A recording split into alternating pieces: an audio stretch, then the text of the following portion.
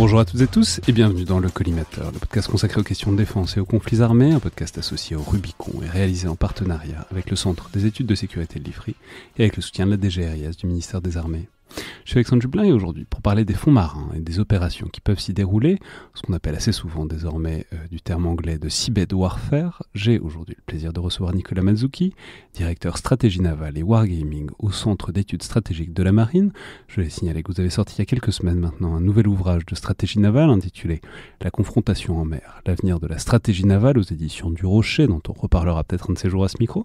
Et je vais mentionner que c'est un sujet, cette lutte dans les fonds marins, sur lequel vous avez beaucoup travaillé il y a quelques années, notamment quand vous étiez à la Fondation pour la recherche stratégique. Donc bonjour, bienvenue dans le Collimateur. Bonjour, merci de m'accueillir. Alors c'est évidemment un sujet qui est extrêmement émergent et sensible, qui est arrivé un peu par effraction sur le devant de la scène il y a quelques mois, notamment au moment du sabotage des gazoducs Nord Stream 2, fin 2022, au moment où tout le monde s'est un peu rendu compte d'un coup qu'il y avait beaucoup d'infrastructures très importantes dans le fond des mers, qu'elles étaient très vulnérables et que c'était très compliqué à la fois de les protéger, mais aussi d'attribuer les attaques après, parce que justement, c'est très facile d'y toucher sans se faire repérer. Mais on peut dire que c'est une prise de conscience qui est bien plus ancienne. On peut mentionner que la France était déjà en train de se doter d'une stratégie des fonds marins qui avait été publiée quelques mois auparavant. Suite à un discours de la ministre de l'époque, Florence Parly. J'ai revu le discours, il a été prononcé le 14 février 2022, donc il a eu 10 jours de vie, et puis après on a beaucoup parlé d'autres choses. Mais tout ça, en fait, cette prise de conscience suit au fond la remontée de la conflictualité en Europe, parce que c'est le moment où on s'est aperçu qu'il y avait toutes sortes de points névralgiques qu'il fallait désormais probablement sécuriser, sur lesquels il fallait se pencher, notamment ces infrastructures sous-marines. Donc c'est l'occasion de faire un point sur ce type d'opération potentielle, sur ce qu'on en connaît et sur ce qu'on sait faire dans ce domaine, et comment s'en prémunir. Alors pour entrer dans le sujet, j'aurais aimé commencer par discuter de ce qu'il y a à attaquer et ce qu'il y a à défendre dans ces fonds marins, c'est-à-dire ces infrastructures stratégiques ou critiques. Je vais mentionner en passant qu'on avait fait il y a quelques mois toute une émission sur les câbles sous-marins, sur leur importance, sur leur géopolitique même avec Camille Morel, dont je mettrai le lien dans la description de l'épisode, mais voilà, les câbles sous-marins, c'est l'exemple même de l'infrastructure ultra importante puisque globalement tout l'Internet mondial passe par là, et ce sont des câbles extrêmement vulnérables.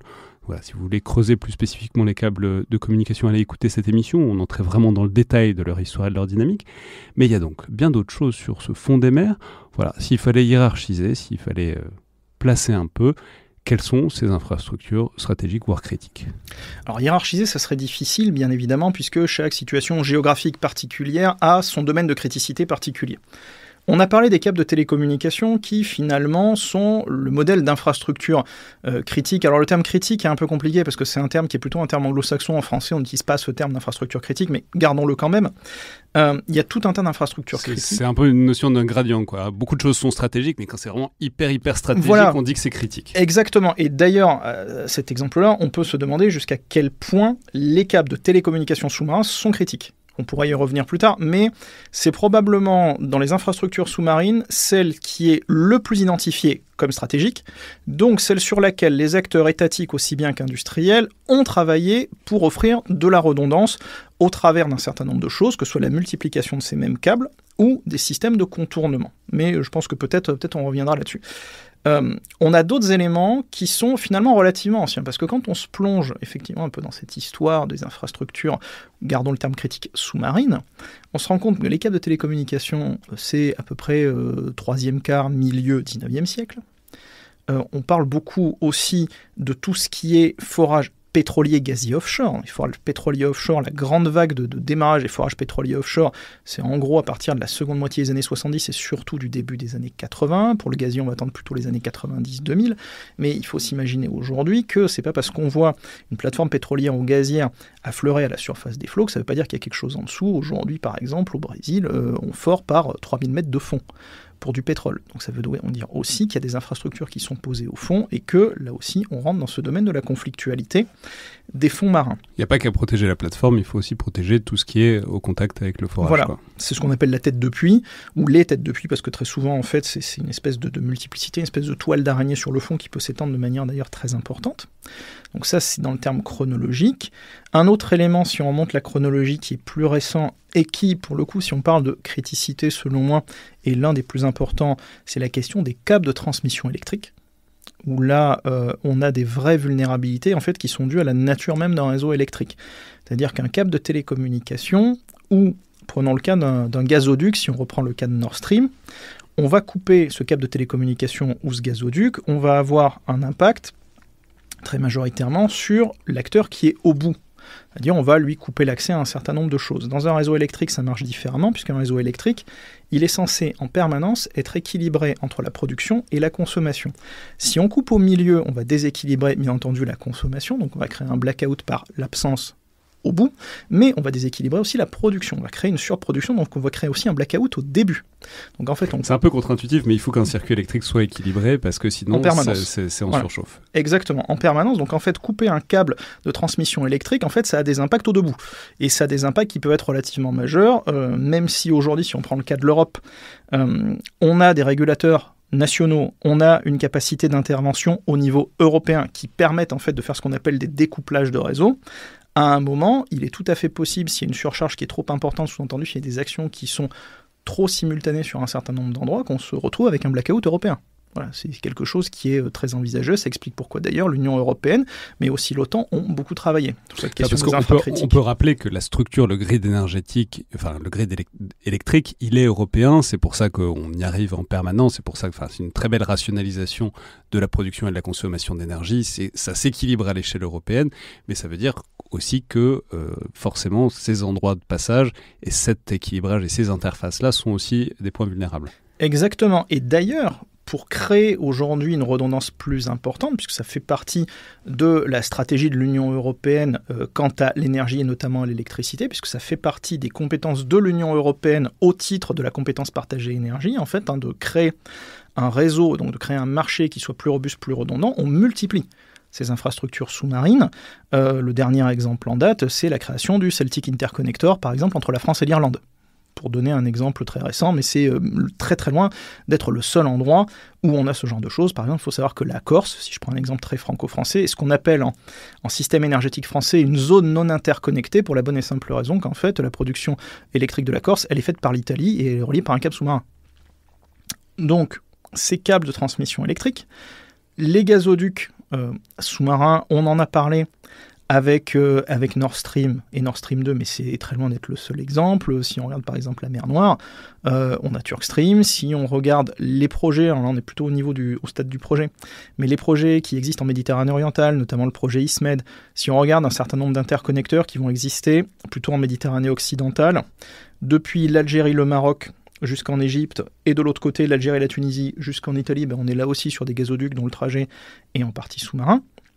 Et à tout ça, il faut rajouter de manière plus récente le développement des parcs éoliens offshore, puisqu'ils produisent de l'électricité en mer, cette électricité, il faut bien l'acheminer à terre. Donc on a du câblage électrique qui passe par le fond, obligatoirement. Et, aujourd'hui, dernier avatar du développement des infrastructures critiques sous-marine, c'est la volonté de la part d'un certain nombre d'acteurs, notamment des GAFAM, de proposer des data centers qui soient immergés, ce qui permet en fait de diminuer la facture énergétique du refroidissement de ces data centers. Donc en gros, les poser sur le fond des mers à une proximité plus ou moins importante des côtes pour que ce soit le milieu lui-même qui refroidisse les data centers. Donc quand on fait en fait l'addition de tous ces éléments-là, on se rend compte aujourd'hui que les éléments critiques de manière globale, de nos économies, notamment des pays dits du Nord ou dits de la partie euro-atlantique, en fait, se trouvent en mer et se trouvent sous la mer. Notre production pétrolière et gazière, aujourd'hui, elle se fait en très grande partie en mer et donc sous la mer. Notre production électrique, elle se fait de plus en plus en mer. Notre transport d'électricité se fait de plus en plus en mer. Et maintenant, en plus, on a tout ce complexe lié à la donnée, que ce soit par la transmission par les câbles ou le stockage par ces, justement, nouveaux programmes de data center immergés. Avec en plus du coup une vulnérabilité qui est particulière, on en reparlera des vulnérabilités, mais que toutes ces infrastructures que vous venez de citer, c'est que des infrastructures fixes. Oui. C'est-à-dire c'est que des trucs qui bougent pas, oui, qui sont très longs, qui sont dans des coins qu'on connaît pas toujours très bien, mais qui du coup fournissent des zones d'ombre ou au moins des zones grises immenses, c'est-à-dire et par ailleurs des infrastructures qui, il suffit de les toucher en un point. Et tout le segment est coupé, quoi. Même s'il y a de la redondance par ailleurs, mais en fait, il suffit de taper en un point précis et le câble, le gazoduc, etc. est inutilisable. Donc on voit qu'il y a une sorte de truc de ces infrastructures fixes, où tout le monde sait à peu près où elles sont, en tout cas tout le monde peut aller voir, et qui sont extrêmement touchables en tout cas.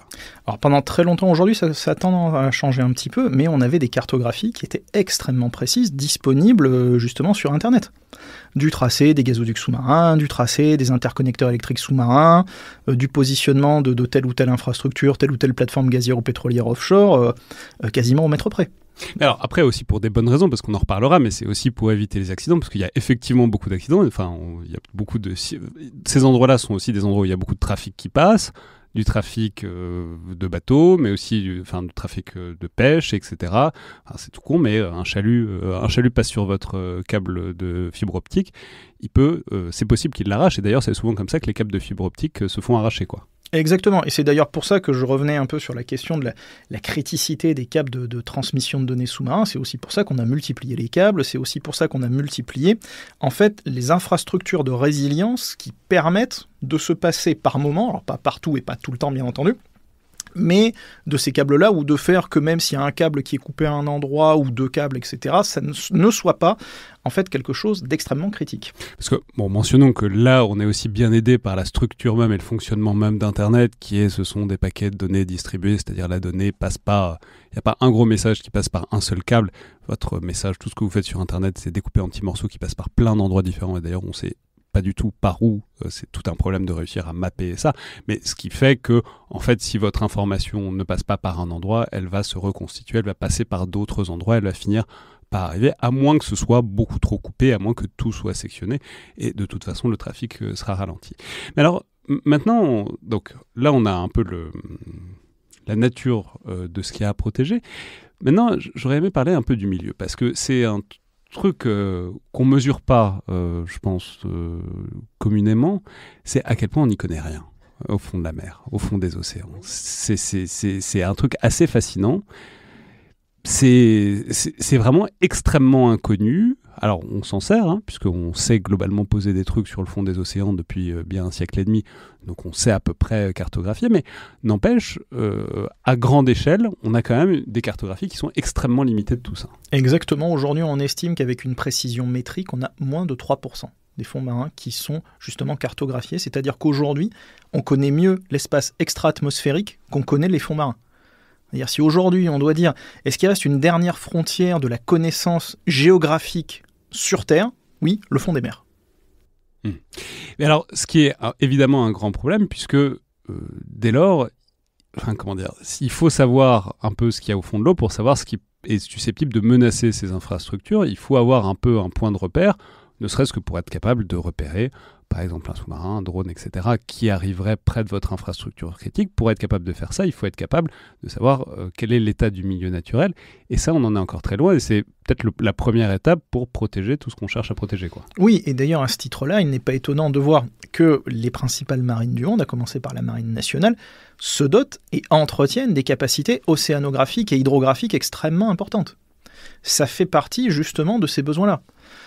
Néanmoins, il faut voir que ce qu'on appelle les fonds marins, ça recoupe des réalités très différentes.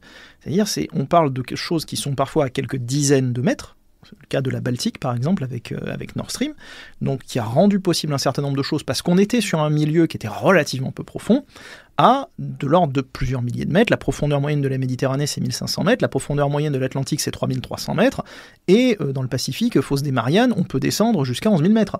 Donc là aussi, on est sur des choses qui sont extrêmement variables en termes de profondeur, de complexité d'accès, de complexité de connaissance. Oui, parce qu'il y a plein de manières de connaître ça. On peut faire des repérages avec différentes formes de sonar, de radar, etc.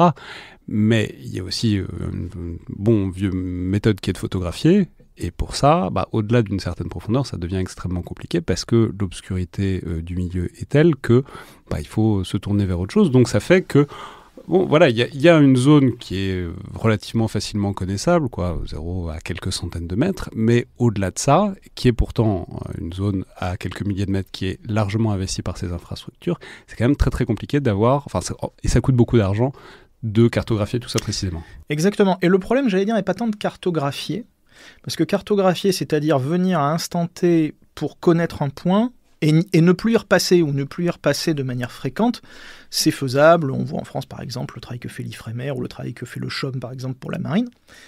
Le problème... Le CHUM, c'est le service hydrographique de la marine, qui est quelque chose de très très vieux, qui, depuis le XVIIIe siècle, déjà cartographie toutes sortes d'endroits où la marine a vocation à passer, parce que, rappelons que c'est quand même absolument indispensable pour les navires, et aussi beaucoup désormais pour les sous-marins, c'est extrêmement pratique, de savoir ce qu'il y a au fond. Exactement, mais donc passer de manière assez peu fréquente sur un point, c'est pas forcément un problème. Le problème qu'on a aujourd'hui, c'est d'avoir une connaissance en temps plus ou moins réel, rafraîchie de manière plus ou moins rapide de la situation. Et aujourd'hui, quand on parlait tout à l'heure de la stratégie ministérielle de maîtrise des fonds marins, du ministère des Armées, en fait, elle se découpe en 3 piliers. Le premier pilier, effectivement, c'est connaître, c'est-à-dire déjà cartographier, savoir où on va exactement, donc je vous le disais, à moins de 3%. Mais le deuxième pilier, qui lui représente un défi encore plus important, c'est surveiller. C'est-à-dire une fois qu'on connaît, une fois qu'on a à peu près une idée assez précise, une fois de plus avec une typologie d'erreur de l'ordre du mètre, de savoir à peu près quelle est la nature du fond, derrière, le grand enjeu, c'est la surveillance. C'est-à-dire de savoir ce qui s'y passe, et une fois de plus, avec un temps réel ou quasi réel. Ouais, ça, mais même comment on fait pour surveiller un endroit à plusieurs milliers de mètres de profondeur? C'est-à-dire, parce qu'il y a aussi toute une problématique sur laquelle on reviendrait, je pense, mais qui est une problématique de la liaison de données.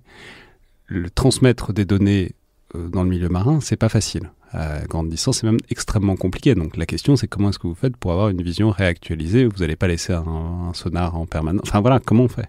Alors ça dépend, il y a des technologies qui s'intéressent à la pose de capteurs sur le plancher, en disant effectivement, on va poser à une distance de X dizaines, X centaines de mètres, des capteurs de différentes natures, des capteurs sismographiques, par exemple, sur le plancher sous-marin, des sonars, des choses comme ça, qui vont être reliés de manière filaire les uns avec les autres, pour remonter jusqu'à la côte. Quand on y pense bien, c'est le système SOSUS américain de la guerre froide, finalement, qui était donc un système d'hydrophone, un système d'écoute de ce qui se passait sur le plancher sous-marin.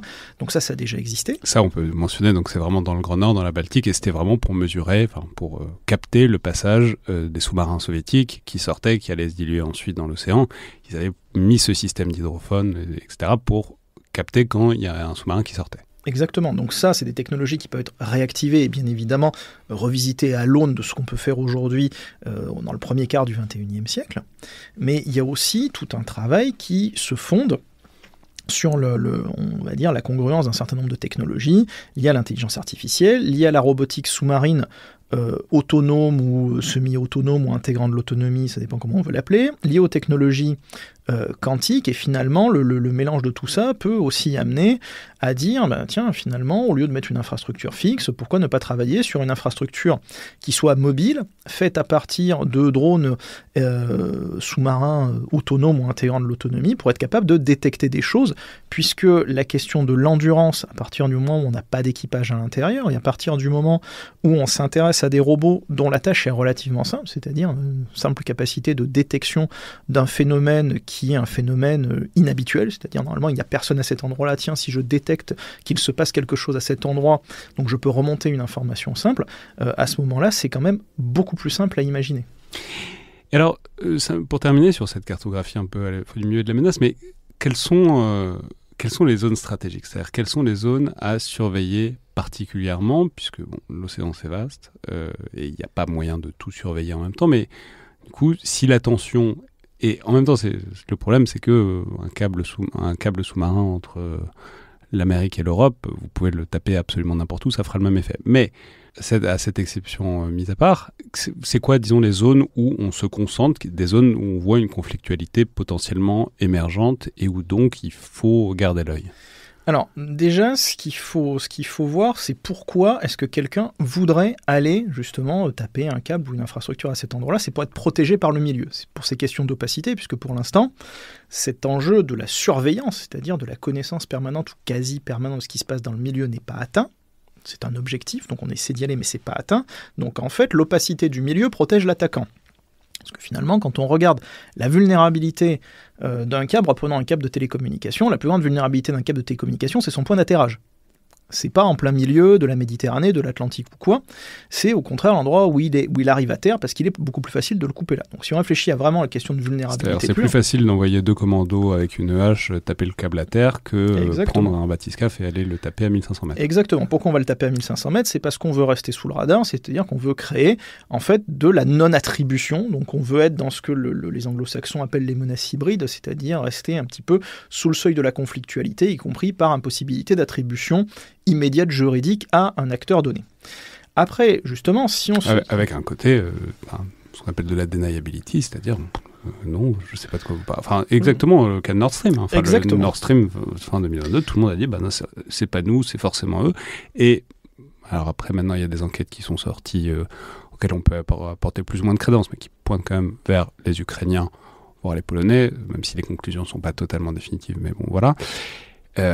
Mais pendant assez longtemps, tout le monde disait c'était les Russes disaient c'était pas nous, enfin voilà, tout le monde s'accusait quoi. Exactement, et donc comme c'est cet enjeu-là qui est l'enjeu majeur à l'heure actuelle de l'action sur ce type d'infrastructure, on va aller rechercher a priori, si on se met dans la tête de l'attaquant, les zones où, justement, un petit peu comme dans le cas de Nord Stream, finalement on peut se dire, bah tiens, à cet endroit-là, entre guillemets, n'importe qui pourrait le faire. C'est-à-dire des zones qui ne nécessitent pas des capacités techniques extrêmement fortes, et où on va se noyer un peu dans le bruit en disant « mais pourquoi me pointez-vous moi du doigt alors que très bien tous les pays de la région auraient pu le faire ?» Donc c'est pour ça que l'action, si on reprend le cas de l'Atlantique, en plein milieu de l'Atlantique, par 3300 mètres de fond en moyenne, c'est pas forcément celle qui va être recherchée. Par contre, l'action... Parce qu'il y a une liste de suspects extrêmement courte. Exactement. Par contre, l'action dans une zone côtière, dans des fonds un peu particuliers qui sont de l'ordre de 50, 80, 100, 120 mètres... Il y a un certain nombre d'endroits comme ça sur cette planète. Bon, la Baltique étant l'exemple qu'on a vu d'ailleurs avec Nord Stream et Nord Stream 2, finalement assez facile de ça. Mais si vous regardez, si vous prenez les cartes qui sont tout à fait accessibles, les cartes de fond marin, toute la moitié nord de la mer Noire, par exemple, est exactement comme ça. La moitié nord de la mer Noire, c'est à peu près un plateau qui fait 100 mètres de fond, et puis après on descend beaucoup plus profondément d'un coup. Mais on est sur un plateau assez intéressant, dans lequel on a 2 gazoducs qui passent. On a Blue Stream et Turk Stream. On a des câbles de télécommunication, on a un futur interconnecteur électrique que la Commission européenne a validé, donc pour l'instant qui n'est pas posé mais qui est en projet, qui doit relier la Roumanie à la Géorgie, donc potentiellement on va avoir un certain nombre d'infrastructures là. Parce que ça, mentionnons, je ne sais pas si on s'en rend bien compte, mais que c'est extrêmement facile pour absolument tout le monde, c'est-à-dire vous avez un petit bateau de pêche, un voilier, quoi que ce soit, quelques scaphandriers, c'est-à-dire des gens qui sont plongeurs professionnels, avec des bouteilles de plongée et du matos, n'importe qui peut descendre à 80 ou 100 mètres, poser une charge, repartir. Ça ne demande absolument... tous les pays du monde ont ce genre de compétences et ont ce genre de personnel qui sait faire ce genre de choses, quoi. Exactement. Et donc c'est là où ça va devenir intéressant de le faire, parce que justement, le vrai agresseur va pouvoir se camoufler un petit peu dans cette chose de dire « mais attendez, pourquoi me pointez-vous moi et pas celui d'à côté qui pourrait faire exactement la même chose que moi ?» Donc plus la liste de suspects potentiels est grande, plus c'est intéressant d'aller mener ce genre d'action, et donc réciproquement, c'est beaucoup moins intéressant à faire. Avec, en plus, donc il y a tout ça, et puis il y a aussi la deniability par les accidents dont on a évoqué déjà tout à l'heure, que ça arrive vraiment souvent. Je crois que j'ai lu un chiffre qui était 70% des accidents sur les câbles sous-marins, c'est vraiment des accidents, c'est un navire qui laisse traîner son ancre, c'est un chalut qui passe pas au bon endroit, ça arrive vraiment. Mais, je veux dire, c'est pas très difficile non plus de convaincre un chalutier de passer au mauvais endroit, surtout si ça se fait naturellement, quoi. Exactement, pour des tas de raisons. Donc ça, c'est le premier risque qu'on peut identifier, qui est le risque de l'agression sur une infrastructure, mais on a un autre risque, finalement, qui lui va être justement un petit peu à l'inverse, c'est-à-dire qu'il va plutôt aller rechercher les pays qui ont des très fortes capacités, donc très peu de pays, qui est en fait le risque d'espionnage.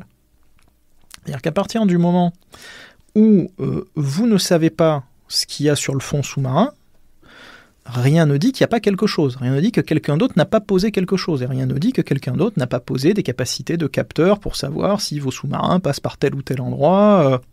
Donc là aussi, on est un peu dans la menace inverse. Donc on passe pas forcément sur l'agression, on passe plutôt sur la menace, appelons ça espionnage. Et là, on va plutôt avoir l'effet contraire. Donc on va restreindre le nombre de pays. Et là, on va aller chercher les endroits où personne ne peut aller, où très peu de gens peuvent aller, en essayant d'y poser des capteurs les plus sophistiqués possibles.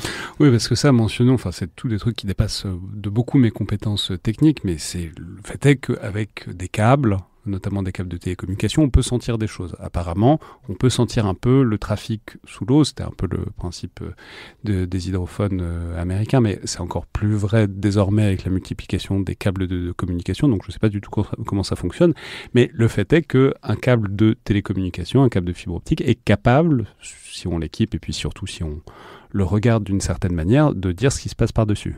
Exactement. En fait, qu'est-ce que c'est qu'un câble de fibre optique ? C'est un câble dans lequel transfère de l'électricité. C'est la double nature de l'électron. L'électron, il est soit porteur de charge électrique, soit il est porteur d'information. Mais c'est de l'électron quand même. Plus le câble est gros, plus il transporte d'électricité. Plus il transporte d'électricité, plus dans les housses de répéteurs de câbles, puisqu'en fait, comme c'est un signal électrique, en fait, il faut le réamplifier à chaque, suivant la nature du signal, etc., à des distances plus ou moins importantes. Donc en fait, on a des répéteurs qui réamplifient le signal pour permettre au signal de continuer à avancer. Donc plus le câble est gros, plus il y a d'électricité, plus dans les housses de ces répéteurs de câbles, on peut inclure différents types de capteurs. Et ça, c'est un projet notamment des Nations Unies qui date de 2017, qui est le projet Smart Cables, qui vise à développer des capteurs dans les housses de répéteurs de câbles pour des questions qui sont liées justement à la détection sismologique, la détection des tsunamis, ce genre de choses-là. Mais à partir du moment où vous êtes capable de détecter des tsunamis, donc vous êtes capable de mettre des choses dans des housses de répéteurs de câbles, et d'ailleurs la plupart des grandes entreprises possesseuses de câbles, à commencer par Google, affichent tout à fait volontiers, qui participent à ce genre de forum, à ce genre d'expérimentation, et annoncent aussi les performances justement de ces sismographes ou des différents capteurs qu'ils mettent à l'intérieur. À partir du moment où vous pouvez mettre ce genre de capteurs, vous pouvez mettre d'autres types de capteurs, vous pouvez être capable de détecter un certain nombre de choses. Si vous détectez les séismes sous-marins, potentiellement vous pouvez détecter d'autres phénomènes. Donc là aussi, on peut commencer à se dire jusqu'à quel point à partir du moment où on a, par exemple, des entreprises d'État, si on prend le cas de la Chine, on a une entreprise d'État chinoise qui s'appelle Hengtong Marine, qui est extrêmement en avance sur la pose de câbles dans la zone Indo-Pacifique. Jusqu'à quel point ces entreprises-là ne vont pas vouloir travailler au profit de leur État et mettre à disposition tel ou tel type de données suivant le type de capteur qui pourrait être installé dans les housses de répéteurs. Alors maintenant, j'aurais aimé parler un peu des outils. Alors là, on a évoqué, évidemment, le plus simple, c'est le plus accessible à tout le monde, c'est des plongeurs. Tout le monde sait faire ça. Mais maintenant, on est quand même dans une phase de technologisation assez vertigineuse de ce qui se passe sous l'eau. Et on peut dire, là, maintenant, on a une nouvelle chose qui arrive, ce sont les drones sous-marins. Mais traditionnellement, il faut peut-être commencer par dire un mot de ce qu'on fait depuis extrêmement longtemps, ce qu'on appelle les robots sous-marins, ce qu'on appelle les ROV. Et voilà, la manière dont, en fait, ces capacités d'intervention, là, se sont démultipliées depuis, disons, quelques décennies, quoi. C'est ça. En fait, qu'est-ce que c'est qu'un ROV ? C'est un robot télépiloté filaire. Voilà, c'est tout simplement ça. C'est-à-dire que la liaison de données, elle est permanente parce qu'elle est réalisée par un fil et c'est piloté par un opérateur humain qui se situe à bord du bateau-mère. Aujourd'hui, quand on parle de stratégie navale et quand on regarde justement cette question de la maîtrise des fonds marins, elle va articuler 3 capacités différentes. Elle va articuler la lutte sous la mer, qui est conduite par des capacités qui sont par exemple les frégates, les hélicoptères, les sous-marins d'attaque eux-mêmes. La guerre des mines, puisque où est-ce qu'on a développé justement des ROV et où est-ce qu'on développe au départ des drones dans le domaine militaire, sachant que les drones sous-marins ne se sont pas développés a priori dans le domaine militaire mais dans le domaine civil. Mais où est-ce qu'on en développe dans le domaine militaire ? C'est pour la guerre des mines. La guerre des mines dont en fait un très grand nombre de technologies et de capacités vont servir à cette maîtrise des fonds marins. Et la dernière, un jour on fera une émission sur les mines marines, mais c'est captivant, c'est hyper important, c'est extrêmement dangereux, et on voit que tout l'intérêt qu'il y a d'avoir des équipements où il n'y a personne, parce que les mines ça pète assez régulièrement, même quand on fait tout ce qu'il faut, quoi. Exactement. Et la dernière couche, si on regarde un peu, c'est des couches verticales. Donc la lutte sous la mer, c'est quelques centaines de mètres.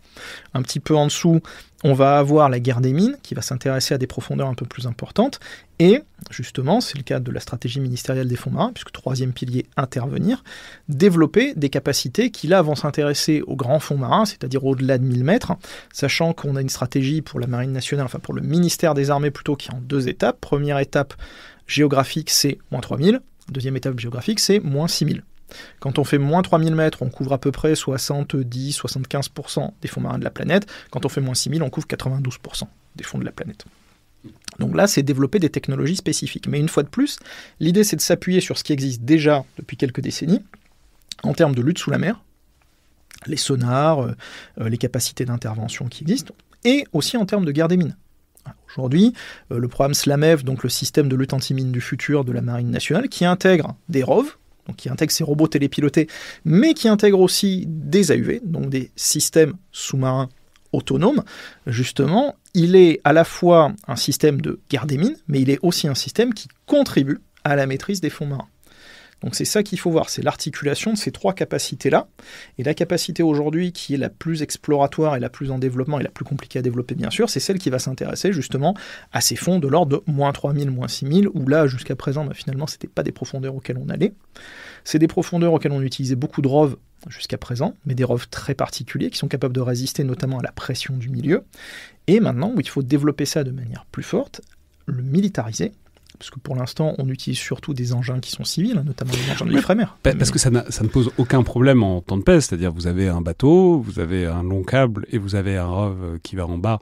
Il n'y a aucun problème, tant que c'est civil et tant que c'est à peu près clair pour tout le monde. Le problème, c'est le moment où vous êtes dans un environnement un petit peu contesté. Il y a beaucoup de points faibles là-dedans, et notamment le bateau de surface qui commande le ROV.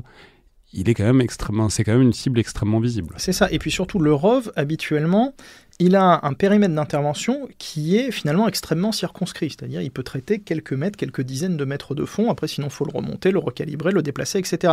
Et c'est pour ça qu'on réfléchit beaucoup à un couple avec des AUV qui eux sont là pour en fait nomadiser un peu sur le fond, repérer les choses qui sont anormales, qui ne devraient pas être là où elles sont, qui ne devraient pas se dérouler de la manière dont elles se déroulent, donc ils font de la surveillance, et les ROV pour l'intervention, c'est-à-dire qu'une fois qu'on a repéré quel est l'endroit précis où il faut aller, là, envoyer des ROV, parce que la précision du ROV est plus importante. Mais alors, moi, ce qui m'interroge toujours là-dedans, c'est la liaison de données, c'est-à-dire pour les drones. C'est-à-dire la liaison de données en milieu aérien, il y a des complications, mais c'est faisable.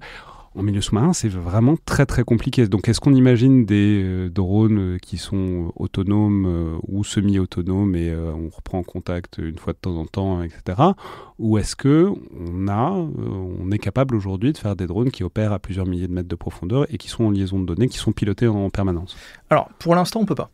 Très clairement, voilà, effectivement, le milieu en fait impose sa tyrannie.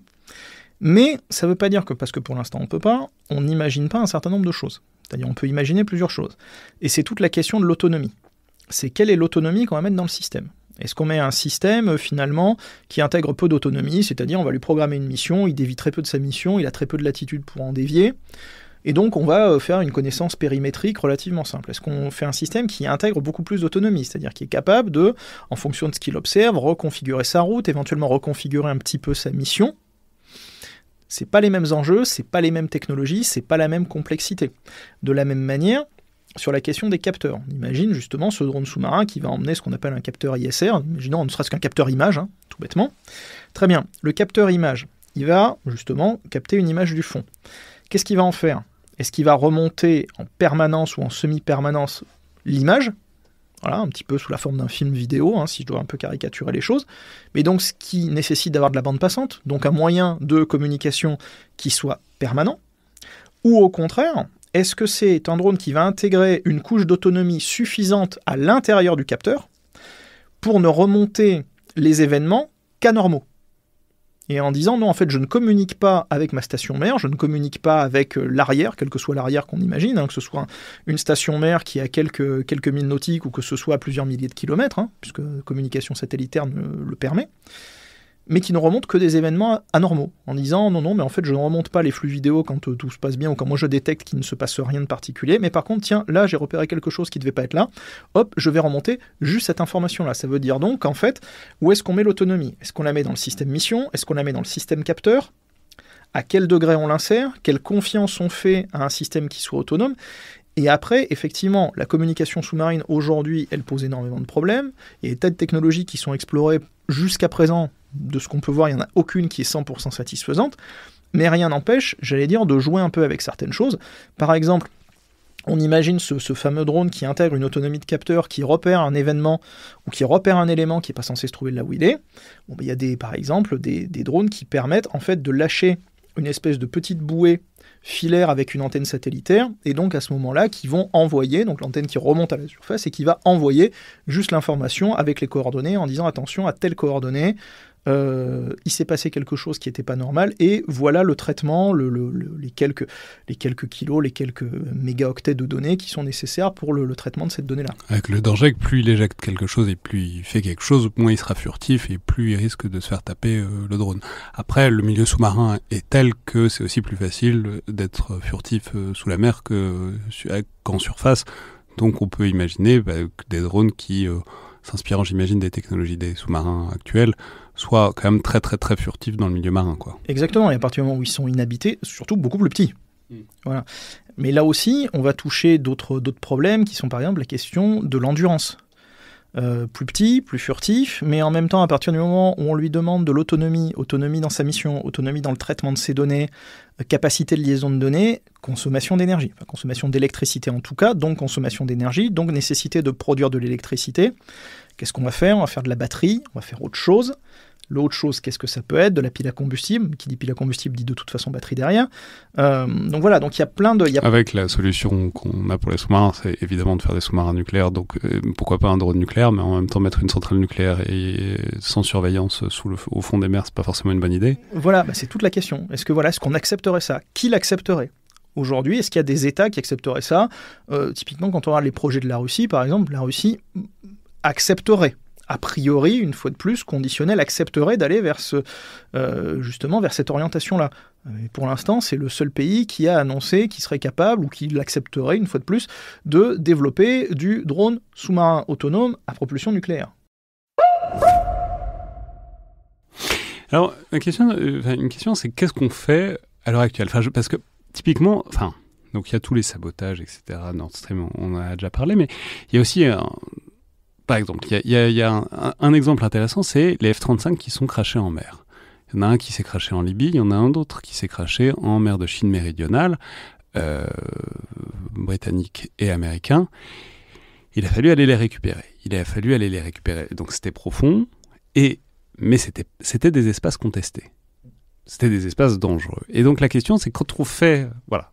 À l'heure actuelle, en tout cas dans un passé récent, en tout cas c'est les deux exemples que j'ai pu trouver qui sont les plus instructifs, disons, d'une capacité d'intervention à grande profondeur dans un contexte pas de conflit ouvert, mais en tout cas dans un contexte contesté. Comment on fait à l'heure actuelle pour opérer dans les fonds marins à ces profondeurs-là ? Alors pour l'instant, tout ça c'est assimilé à de la récupération d'épaves. Donc finalement, c'est un petit peu... Alors nous on n'a jamais été confrontés à ce cas très précis, mais on peut imaginer que ça serait l'Ifremer qui ferait ça. Exactement, de la même manière. Avec un truc là, c'était ultra sensible parce que c'était des F-35, il y en a pas beaucoup, c'est un problème, mais technologie ultra confidentielle, donc nécessité d'aller extrêmement vite pour récupérer ça.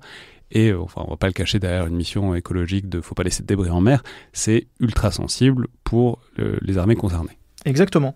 Mais une fois de plus, ça serait considéré comme de la récupération d'épaves. Ce serait ni plus ni moins, et ça serait pas forcément plus compliqué, plus difficile, plus contesté.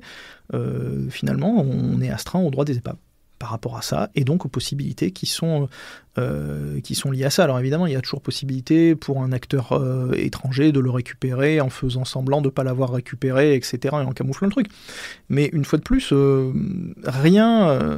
dépend de la profondeur à laquelle ça se crache, et rien ne s'oppose finalement à ce que le premier qui a les capacités aille le récupérer. Alors si, juridiquement, il y a beaucoup de choses qui s'y opposent, puisque le propriétaire de l'épave, c'est aujourd'hui, si on prend le cas des F-35, c'est les États-Unis. Donc là, pour le coup, en termes de propriété, celui qui récupère l'épave est censé la redonner immédiatement à son légitime propriétaire. Mais une fois de plus, si quelqu'un peut aller plus vite avec les capacités d'intervention qui sont nécessaires, rien ne l'empêche de récupérer ça. Mais du coup, comment on fait ? Donc on envoie un navire sur place, on sécurise au max, parce que, la valeur d'un F-35, surtout à cette période-là, aurait bien valu un petit incident avec les États-Unis. Donc, donc il faut faire, à l'heure actuelle, il faut faire un méga périmètre de sécurité, ultra sécurisé avec des avions, des navires, etc. Et ensuite envoyer un navire de récupération. Mais il n'y a pas encore de manière de faire ça, vite et souplement. Il faut envoyer la grosse artillerie lourde et une grosse architecture de sécurité pour pouvoir faire une intervention ponctuelle, quoi. Oui, exactement. Exactement, pour la bonne et simple raison qu'aujourd'hui, de toute façon, tous les objets sous-marins, drones, ROV, sous-marins conventionnels, etc., ils sont aussi limités par la vitesse dans le milieu. Donc là aussi, aller vite, oui, mais les navires de surface qui les portent aussi. Donc aller vite, se déployer vite, etc., à moins d'avoir des capacités qui soient prépositionnées en permanence sur le fond, bon, a priori c'est pour le moment pas à l'ordre du jour parce que en termes de défis technologiques et en termes de coûts, c'est des choses qui sont absolument monstrueuses et pas forcément pertinentes. Puis comme on le dit souvent, la mer c'est grand. Donc, voilà. Qu'est-ce qu'on va aller placer de manière permanente et où? Alors à moins d'avoir une zone extrêmement précise, donc c'était le cas du réseau SOSUS, parce qu'on savait que les sous-marins russes devaient passer par là à un moment ou un autre. Donc à moins d'avoir une zone extrêmement précise et, j'allais dire d'une certaine manière incontournable, on ne va pas s'amuser à poser des objets sur le fond un petit peu n'importe où. Donc, a priori, on ne va pas aller vers ça, ou en tout cas pas tout de suite. Donc ça veut dire que oui, il va y avoir une inertie. Et donc ça va être la prime à celui qui arrive le premier, et à celui qui peut sécuriser sa zone le premier. Alors maintenant, j'aurais aimé envisager la panoplie en fait qu'on peut avoir de moyens pour opérer et pour à la fois sécuriser et intervenir. Donc vous l'avez dit, il y a un premier pilier qui est celui de la surveillance. C'est l'idée qu'il y a un certain nombre d'infrastructures qu'on peut imaginer, je ne sais pas si c'est sécurisé, mais en tout cas surveillé avec divers capteurs plus ou moins permanents ou pas. Mais la question derrière, c'est oui. Et s'ils le font quand même, quoi. Comment on dissuade au-delà de surveiller? C'est-à-dire, comment on peut dissuader à l'heure actuelle des interventions sur les fonds marins? Alors aujourd'hui, on peut très difficilement les dissuader. On peut très difficilement. La surveillance, aujourd'hui, telle qu'elle est faite, elle n'est pas faite ou elle est très peu faite par les acteurs étatiques, elle est faite par les opérateurs de capacité eux-mêmes. C'est-à-dire que, par exemple, si vous prenez un câble de télécommunication sous-marin, en fait, en permanence, il envoie des informations sur son état. C'est-à-dire que s'il est coupé, à un moment, il y a des informations qui vont arrêter de circuler et on va savoir à peu près à quel endroit il a été coupé. Donc en fait, c'est le câble lui-même qui opère sa propre surveillance. Et la plupart des infrastructures sous-marines aujourd'hui, en fait, elles opèrent une forme de surveillance qui est liée à ça. Et c'est les opérateurs eux-mêmes qui s'en occupent. La surveillance militaire ou la surveillance étatique, pour l'instant, elle est très limitée pour des questions très simples de capacité. Et de fait, la capacité de dissuader, elle est encore plus limitée. Parce qu'on va réfléchir en termes de stratégie, et on va dire, en fait, à la fin, il va falloir arriver sur ce qu'on appelle une boucle ODA. Donc, observation, orientation, décision, action. Ce qui est la base dans le domaine aérien, ce qu'on appelle la 2AD, donc l'Anti-Access Area Denial, c'est-à-dire les bulles de sanctuarisation de capacités anti-aériennes qui permettent de dire, voilà, je suis capable de détecter, je suis capable de décider, je suis capable d'interagir. Donc, c'est ça qui fait qu'il n'y a pas un avion russe qui va pénétrer sur le territoire français, c'est qu'on a des capacités et une boucle derrière qui permet d'agir en cas de danger. Exactement. Et donc, c'est d'ailleurs quelque chose que je traite dans le livre, je dis, est-ce qu'on peut imaginer un A2AD sous-marin ? Finalement, quand on réfléchit bien, le jeu intellectuel est intéressant parce qu'on peut se dire, tiens, on voudrait aussi là créer donc des bulles de sanctuaires autour de certaines zones, autour de certaines infrastructures, mettons la Baltique. Et donc, disons-nous, tiens, intellectuellement, ça serait intéressant de jouer à ça. Bon, pourquoi pas. On reprend les 4 phases. Observation, orientation, décision, action. Observation, pourquoi pas. Après tout, une fois de plus, l'histoire SOSUS nous l'a montré, le développement des drones sous-marins. Orientation, de la même manière, le développement des drones sous-marins, des ROV, permettrait justement d'avoir cette capacité. Décision, c'est là que ça commence à se compliquer. À partir du moment où on observe, il faut remonter des données. Donc il faudrait que les données soient remontées assez vite, soient suffisamment précises, ne laissent pas de place au doute pour permettre aux décideurs militaires de décider quelle est sa réponse. Et là où ça pose vraiment des problèmes, action. Et aujourd'hui, on n'a pas de capacité offensive, prépositionnée, partout, à proximité des infrastructures critiques, qui soient en mesure de. Le seul truc qu'on pourrait faire, c'est envoyer un SNA, mais vraiment, ça prendra un peu de temps et c'est pas très rentable, quoi. C'est ça, et le temps qu'il arrive, en fait, le mal sera fait. L'acteur qui aura, alors sauf si c'est un acteur qui veut faire de l'espionnage, c'est-à-dire qui veut se positionner en permanence à un endroit, bon là le SNA il aura peut-être un intérêt à un moment, mais si c'est juste un acteur qui vient faire du sabotage, c'est-à-dire qui vient faire une action ponctuelle pour casser ou couper quelque chose, bon le temps que le SNA arrive, à moins qu'il soit vraiment juste à côté, l'autre aura eu le temps de disparaître, et même si on est capable d'attribuer, in fine, on n'aura pas été capable de le dissuader d'agir. La dissuasion, elle repose sur 2 orientations différentes. C'est soit la dissuasion défensive, c'est-à-dire mon système défensif est tellement fort que l'acteur agresseur n'arrivera pas à me faire de mal, ou c'est de la dissuasion offensive, c'est-à-dire la riposte sera tellement importante qu'elle va dépasser de très loin les bénéfices de l'agression. Aujourd'hui, quand on prend ces deux définitions de la dissuasion, soit la défensive, soit l'offensive, dans le domaine des grands fonds marins, on ne voit pas très bien lequel des deux on pourrait mettre en œuvre. On pourrait dire l'offensive de si vous venez foutre la merde sur nos câbles sous-marins, on ira faire la même chose chez vous, mais enfin bon, c'est pas forcément très rentable, c'est pas forcément très profitable à tout le monde, et ensuite ça impliquerait une capacité d'attribution qui est pas forcément, enfin je veux dire, c'est quand même très très facile, enfin on en parlait tout à l'heure sur les stratégies hybrides, mais c'est quand même très facile d'avancer caché sur ces choses-là, quoi. Exactement. Et donc, on se retrouve avec le même problème qu'on a par exemple dans le cyber, qui est cette question de l'inattribution, et qui en fait que on est un petit peu bloqué. Et aussi un peu dans le cyber, parce que dans le cyber, on n'a pas forcément non plus intérêt à faire beaucoup d'actions très offensives, parce qu'à un moment, ça peut soit j'allais dire un petit peu baver, c'est-à-dire déborder de ce qu'on a visé au départ, soit ça peut nous revenir dessus si on a mal calibré son effet. Mais là, finalement, c'est un petit peu la même chose sur ces infrastructures. Il y a très peu d'infrastructures qui sont essentielles, ultra critiques, et dont on peut être certain que l'acteur agresseur ne sera jamais touché par leur rupture d'une manière ou d'une autre.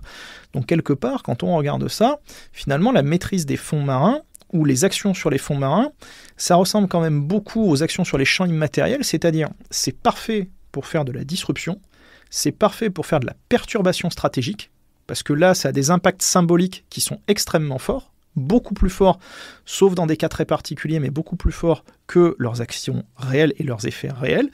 Mais par contre, on se rend bien compte qu'on n'a pas forcément trop intérêt à toucher à ça de manière répétée et agressive.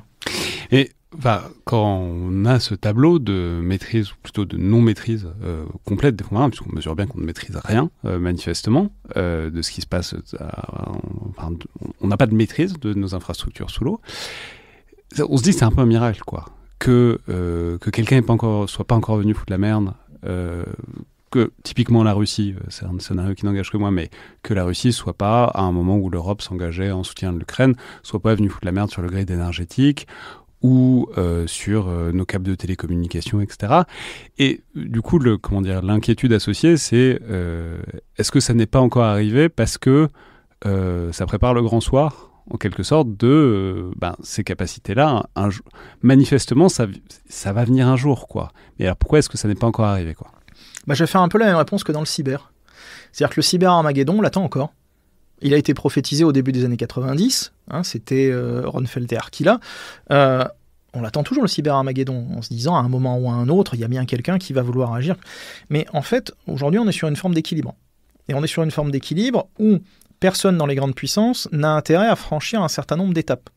Ça ne veut pas dire que le jour où un acteur quel qu'il soit, la Russie, la Chine, l'Iran ou je ne sais pas qui, voudra de manière débridée franchir toutes ces étapes-là, il ne s'attaquera pas aux infrastructures sous-marines, bien sûr que si, de la même manière qu'il s'attaquera aux infrastructures spatiales, par exemple, puisque là aussi, si on parle de vulnérabilité de milieu très particulière, les fonds marins, ça ressemble aussi beaucoup à l'espace. Mais pour l'instant, personne n'a eu intérêt à jouer à ça.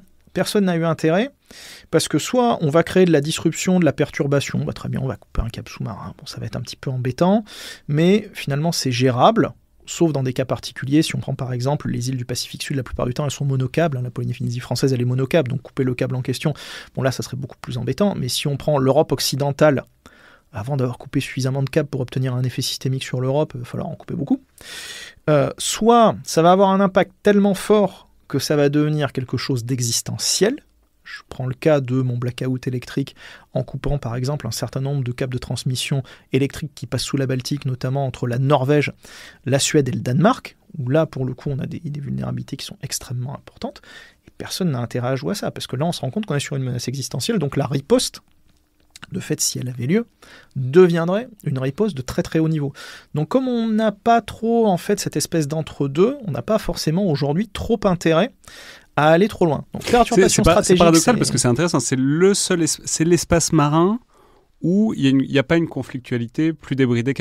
C'est un truc assez classique, je ne sais plus qui en parlait à ce micro il n'y a pas si longtemps, mais le fait qu'en mer, il n'y a a priori pas de dommages collatéraux, donc en fait l'agressivité entre nations, entre marines est beaucoup plus forte en général en mer qu'à terre. Il y a des manœuvres beaucoup plus offensives parce qu'on se permet beaucoup plus de choses en mer qu'à terre, sauf sous l'eau apparemment.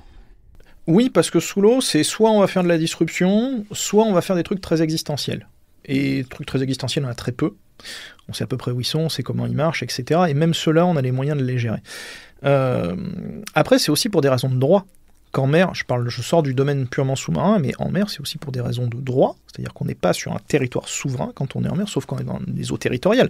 Mais dès qu'on arrive dans des ZE, dès qu'on arrive en haute mer, c'est plus un territoire souverain, donc on peut se permettre de faire des choses qu'on ne peut pas se permettre de faire à terre. D'ailleurs, très bonne question, qui est propriétaire ? Enfin, qui est une infrastructure en mer, en eau internationale ? Tout le monde a le droit d'y aller, tout le monde a le droit de fureter autour ? Ou est-ce que c'est, mine de rien, régi par un droit de propriété de la personne qui possède le câble, le tuyau, que sais-je ? Alors, c'est régi par un droit de propriété. C'est le droit de propriété de celui qui... Alors, ça dépend si c'est celui qui le possède, qui le pose ou qui l'opère. Ça peut être la même personne, ça peut être 3 personnes différentes, mais en tout cas, c'est le possesseur du câble. Voilà. C'est le possesseur juridique, par exemple. Aujourd'hui, c'est Google. Google possède à peu près 10% des capacités de transit câbles sous-marins dans le monde. Donc, c'est pas Google qui les pose, c'est pas Google qui les entretient, mais c'est en tout cas Google qui les possède. Donc, oui, il y a un vrai droit de propriété. Et un droit de propriété classique qui est régi par la Convention des Nations Unies sur le droit de la mer. Mais qui est juste sur le câble, qui n'est pas sur le territoire afférent. Mais voilà, mais qui est juste sur le câble et pas sur le territoire afférent. Le territoire afférent, il est soit eau territoriale, donc à ce moment-là, c'est l'État dont il dépend. Il est soit zone économique exclusive, donc il n'y a pas de... Là, il y a une exclusivité d'usage économique de l'État afférent, mais il n'y a pas de souveraineté. C'est pas un territoire, c'est pas assimilé à un territoire.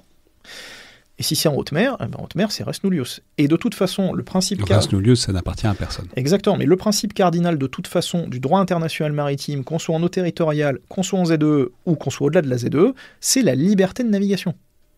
Et donc, ce qui veut dire que si personne, rien n'empêche, il n'y a aucune raison même de se plaindre si, par exemple, un sous-marin russe, mettons un petit drone russe, vient se planter à 100 mètres d'un câble de communication ou d'un gazoduc, je ne suis pas sûr qu'il y ait des gazoducs qui passent par les eaux internationales, mais en tout cas d'une infrastructure un peu stratégique, en fait, il n'y a pas de raison de se plaindre. Non, à 100 mètres, non. Après, il y a des protocoles de sécurité, c'est-à-dire qu'à quelques dizaines de mètres, là, on va considérer que c'est potentiellement un danger de sécurité, mais de sécurité de la navigation, pas de sécurité militaire. Petite particularité, donc on ne va pas le laisser approcher, mais en disant, attendez, là vous êtes un peu trop près, si jamais il y a un fait de mer, ça risque d'emporter tout, donc là il va y avoir des choses préventives, mais effectivement à quelques centaines de mètres, le principe cardinal c'est la liberté de navigation, voilà. Et encore, si un sous-marin russe vient se mettre à quelques centaines de mètres d'un câble de télécommunication, encore faudra-t-il le savoir. Alors justement, ça nous amène vers peut-être la dernière partie qui est extrêmement compliquée, mais qui est quand même une sorte de panorama de qui sait faire quoi. Et là, on a commencé, on vient de parler des usages suspects, mais on prête corrige quoi. Et les Russes sont connus pour avoir investi depuis très longtemps sur les capacités sous-marines. Alors qu'est-ce qu'on sait de ce qu'ils savent faire et de ce qu'ils savent pas faire ? En fait, on sait très peu de choses. On infère beaucoup de choses. On regarde les choses qui sortent, c'est-à-dire qui deviennent publiques, parce qu'il y a des programmes qui sont annoncés par les différents industriels d'État, donc les bureaux d'études, Rubin par exemple, pour les technologies sous-marines. On peut dire qu'ils sont assez affichés sur un certain truc, c'est qu'ils ont un organisme qui s'appelle le GUGI, qui est la Direction Générale de la Recherche en eau profonde du ministère de la Défense. Donc voilà, cette partie-là, ça intéresse beaucoup la recherche en eau profonde, le ministère de la Défense, est assez affichée. Ensuite, qu'est-ce qu'ils en font concrètement ? C'est plus mystérieux, quoi. C'est ça, exactement. Il y a 3 bureaux d'études qui sont dédiés aux technologies sous-marines en Russie, donc des bureaux d'études, c'est-à-dire des entreprises de la BITD. Les Russes appellent ça bureau d'études, mais en fait, c'est des constructeurs de sous-marins. Et surtout, ce qu'il faut voir, c'est que quasiment depuis les débuts de l'URSS, pour des raisons qui sont liées à la stratégie globale, et notamment à la stratégie navale de l'URSS, contre l'OTAN pendant la guerre froide, la sous-marinade, les forces sous-marines, ça a toujours été l'élite de la marine russe et l'une des élites des forces russes. C'est-à-dire c'est un domaine sur lequel ils n'ont jamais cessé d'investir. C'est un domaine sur lequel ils ont toujours envoyé leur meilleur personnel. Alors c'est vrai que quand on repense à l'accident du Koursk, ça peut sembler paradoxal, néanmoins ça a toujours été un petit peu le joyau des forces russes, ça a toujours été un petit peu ces forces sous-marines, et ça a toujours été un très grand domaine d'investissement technologique. Les Russes ont toujours été très bons sur le domaine sous-marin, ils continuent à l'être, et ils ont une capacité à faire travailler de manière très large, en fait, leurs différents acteurs ensemble. On se rend compte que dans les domaines dits militaires ou dits très militaires, effectivement on parlait du GUGI, ou d'autres choses, des fameux bureaux d'études, il y a des choses qui sortent, l'annonce par Vladimir Poutine des fameuses armes magiques qui sont censées permettre à la Russie d'obtenir des avantages stratégiques monstrueux à l'horizon 2025-2030. Notamment, c'est les torpilles Poséidon, qui seront des Exactement. torpilles censées être à propulsion nucléaire et surtout censées fonctionner avec un effet de cavitation, c'est-à-dire elles pourraient aller extrêmement vite. Alors c'est moins clair de savoir à quoi ça leur servirait d'avoir des torpilles qui vont si vite que ça, si elles sont très détectables, mais en tout cas, manifestement, ils ont une prouesse technologique de ce côté-là sur laquelle Vladimir Poutine en a fait des caisses. Enfin, ils ont une annonce, voilà, parce qu'en fait, la Status 6 Poséidon, en fait, c'est une munition rôdeuse. Voilà. Techniquement, quand on la regarde, c'est plus un drone sous-marin suicide qu'une torpille. Alors, avec potentiellement une charge nucléaire, ce qui rend tout le monde un peu nerveux. C'est ça, quoi. Exactement, avec une charge nucléaire au bout, et on en déduit que le but, a priori affiché de cette arme, si elle devait exister à un moment, ce serait d'aller frapper le plancher océanique devant une grande ville ou une grande capitale pour créer un tsunami nucléaire. Voilà. A priori, c'est à ça que ça servirait. Et en fait, l'effet de supercavitation... On peut dire, je crois que c'est ça qu'il a qualifié de l'arme du jugement dernier. Quoi. Exactement. Et l'effet de supercavitation qui serait permis en fait par la technologie de propulsion de la dite munition rôdeuse, en fait, serait destiné à dire... Juste la technologie de cavitation, c'est juste l'idée que pour diverses raisons d'hydrodynamisme, il y aurait une sorte de capsule d'air autour de la torpille, ce qui fait qu'elle n'aura plus à... Ça la ferait glisser. Voilà, elle n'aurait plus à gérer la friction de l'eau. Elle fonctionnerait comme dans un milieu aérien, donc elle évoluerait dans des contraintes physiques très différentes. Exactement, sachant que les Russes savent déjà faire des torpilles à supercavitation, mais beaucoup plus petites. Et l'idée, ce serait de dire justement, en cas un jour de maturité de ce fameux A2AD sous-marin, dont on a vu qu'il était quand même très ambitieux et très compliqué à mettre en place, en fait, même si vous me détectez, et même si vous êtes capable d'agir, en fait, le système va aller tellement vite que vous n'aurez pas le temps de réagir et que de toute façon, il va mener sa mission à bien.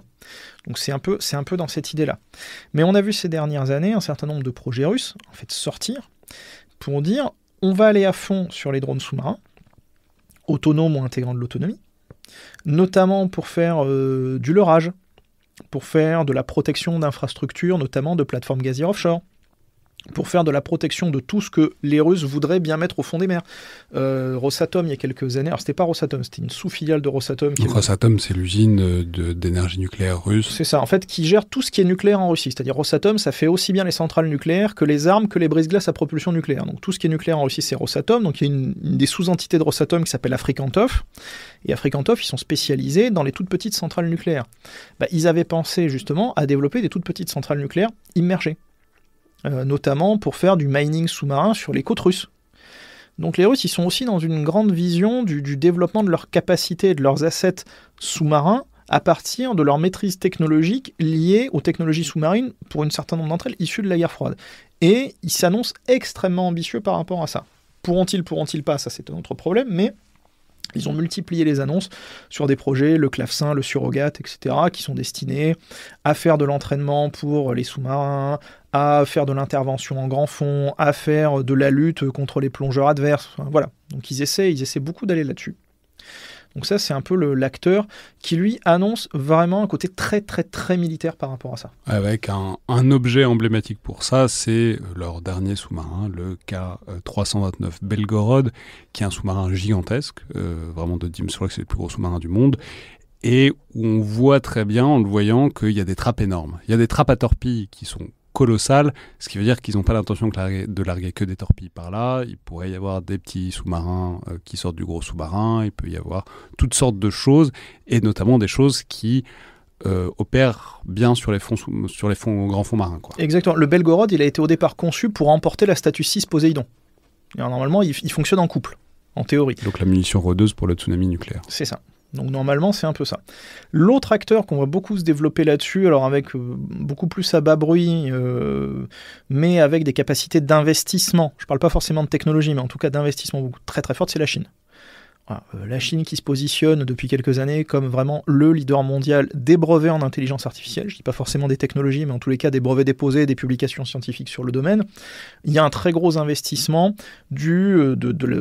on va dire de ce qu'on appelle la fusion civilo-militaire chinoise, c'est-à-dire la mise à disposition des entreprises étatiques certes, mais privées, qui mettent à disposition des technologies pour l'armée populaire de libération, et on se rend compte qu'aujourd'hui, un des très très gros domaines de développement de ces technologies pour l'armée populaire de libération, pour la marine de l'armée populaire de libération, c'est dans le domaine sous-marin. Et dans le domaine sous-marin, on a aussi cette question de maîtrise des fonds marins. Les Chinois veulent développer ce qu'ils appellent la grande muraille sous-marine. Donc de la même manière que dans le cyber, ils ont fait la grande muraille dorée, ils veulent faire à peu près exactement la même chose. Donc eux, pour ces questions d'A2 à des sous-marins, ils veulent y aller. Une fois de plus, est-ce qu'ils y arriveront, est-ce qu'ils n'y arriveront pas? Il y a énormément de barrières à franchir. Mais ce qu'on voit, c'est qu'il y a une vraie mobilisation transverse de l'ensemble des capacités sous bannière étatique chinoise.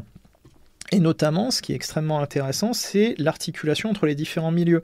Par exemple, aujourd'hui, ils imaginent la redondance des télécommunications au-delà des câbles sous-marins, en disant en fait ce qui sera le poste 5G chinois, qui est développé en partie par CETC, qui est un peu l'équivalent chinois de Thales, ça sera en fait un couplage qui peut d'ailleurs se découpler à la demande entre des capacités sous-marines et des capacités spatiales. C'est-à-dire que les deux fonctionneront ensemble. Le déploiement par exemple des constellations de télécommunications en orbite basse, qui va être fait, permettra en fait de créer une redondance par rapport aux câbles sous-marins, donc en fait d'être capable de s'en passer si jamais il y a un problème et réciproquement. Donc on voit que là, il y a une vision transmilieu, il y a une vision civilo-militaire qui est extrêmement forte. Donc aujourd'hui, quand on regarde les Russes, quand on regarde les Chinois, bien évidemment les États-Unis. Ouais, c'est la question que j'allais vous poser. Donc les États-Unis, ils investissent surtout. On peut mentionner que l'OTAN s'est dotée il n'y a pas très longtemps, je crois que c'était en 2023, d'un Maritime Center for the Security of Critical Undersea Infrastructure. Donc, si l'OTAN fait ça, c'est que les États-Unis, ça les intéresse. Voilà, qu'est-ce qu'on sait des capacités américaines là-dessus? Les capacités américaines, là aussi, on est sur ce qu'on appelle aux États-Unis de l'interagency extrêmement fort. Et notamment, l'acteur qui est très en pointe là-dessus, c'est la NOAA. La NOAA, c'est l'administration océanographique, notamment des États-Unis, alors qu'ils travaillent beaucoup avec l'US Navy.